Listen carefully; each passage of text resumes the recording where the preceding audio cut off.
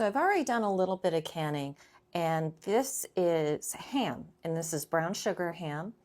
And I went ahead and canned this. This is already nice and cooled off. I can take the rings off and label them and put them away.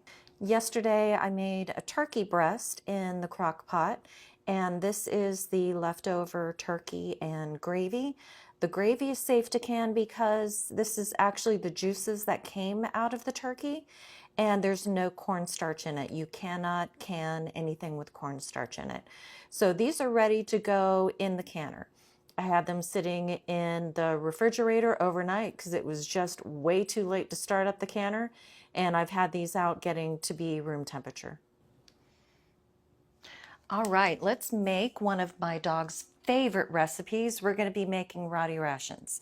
So Rottie Rations is made by using beef cubes, which we're going to fill up to about halfway. I'm using half-pint jars. And this is about a serving for each Rottweiler. And since I've already got the turkey that's in the pint jars in the canner, I already checked to see how many jars of Rottie Rations I can make. In this canner I can make, and that's going to be 6 to add to the canner. It's super easy to make Rottie Rations, and they absolutely love them. And they kind of get their own little steak dinner. This helps them with their protein. They get bored with their kibble. I just take this and pour it on their kibble, and they eat everything. So on those days that they're really finicky about eating, super easy to get them to eat. And this batch I'm going to be adding green beans to. You can add basically any kind of vegetable. I've used kale, I've used spinach, peas, carrots. I've used a little bit of everything for them. All right, so these are the green beans. Just like everything else up here today, they're frozen too, but that's okay because I'm starting off with a cold canner, which means the water in it is cold. This is called cold pack. The water in it is cold. Everything inside the jars is cold. So it's all basically going to heat up together. And I'm making these in half-pint jars. The turkey that I have in the canner is pint jars. But they're going to be the same processing time because meat in general, whether it's in a half-pint jar or a pint jar, is still going to have a 75-minute processing time.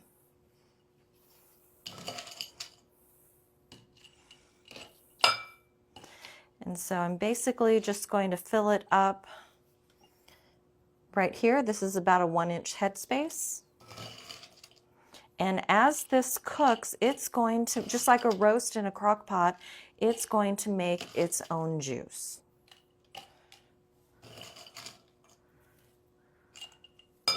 I try to vary the vegetables that I use in these just to keep things nice for the pups. When Cammie was alive, before we had Freya, we had Cammie. And I think she was 16 when she passed. And I'd say that she was a mutt. I found her. We thought she was a border collie mix, but her DNA test came back that she was a lab mix, which was surprising. She looks border collie. And I used to make what was called Cammie meals. These are Rottie Rations, but I used to make Cammie meals for her.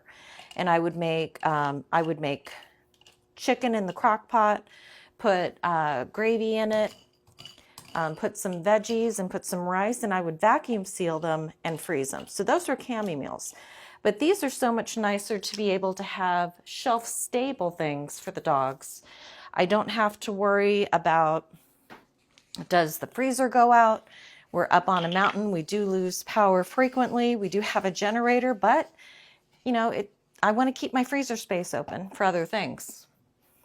So I've got the jars filled up with the beef cubes, and I have the green beans. I'm going to wipe off the jars with white vinegar. This is going to make sure that the tops of the jars are completely clean. No oils or anything on that. That would affect the sealing.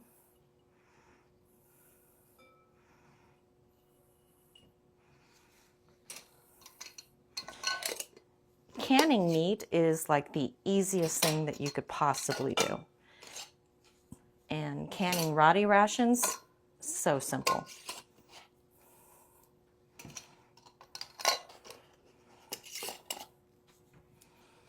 And luckily, I have 2 canners. I do like using the Presto Precise. It's digital. It doesn't take up any kind of space on my oven. I can sit it on a counter or sit it somewhere else, and it doesn't take up any space. It doesn't heat up my kitchen like a normal canner would either.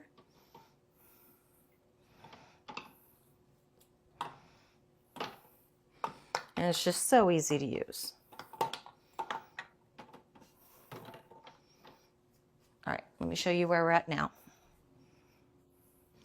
Okay, so I've got the turkey in here, I've got the Rottie Rations in here, and again, we've got pint jars and we've got half pint jars, but the processing time for the meat is still going to be the same. And oh, what's that back there, you say? Is that another canner? Well, it sure is. And we have lots more stuff to can today. Let's go ahead and get this one going. All right, so we're putting on the lid.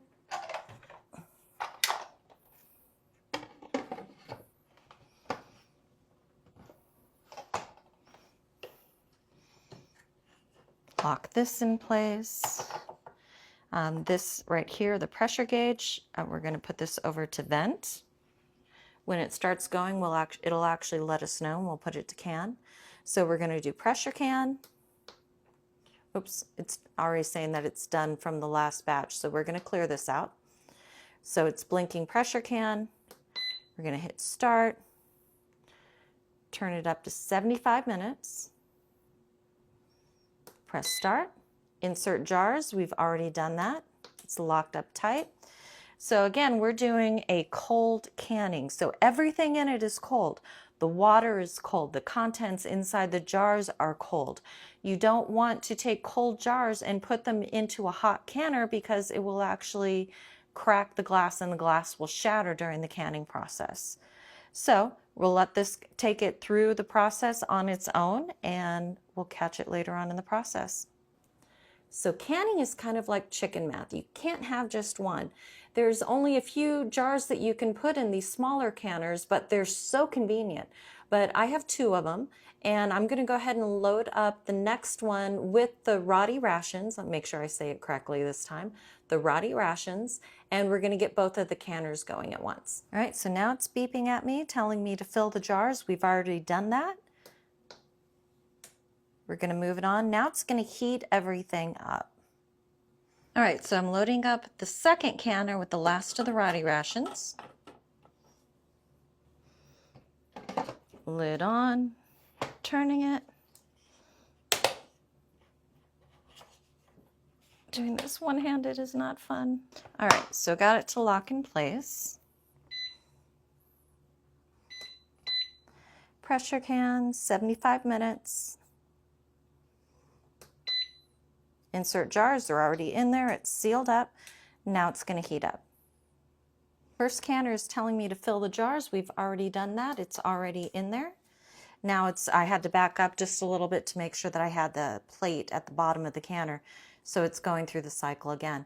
Now it's going to heat everything up.